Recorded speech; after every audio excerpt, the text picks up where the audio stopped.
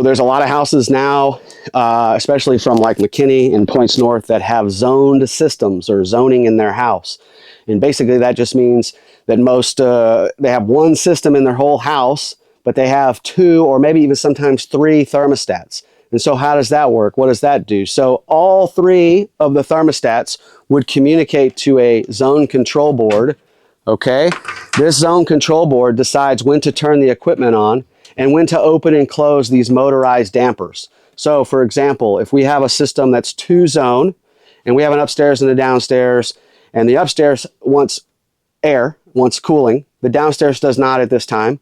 So the upstairs thermostat says, let's come on, tells the control board to come on, control board turns the equipment on, closes the downstairs damper, so all the air just goes to the upstairs zone, right? This particular customer here wanted air in his garage for his pool table. So we zoned out this system for just that.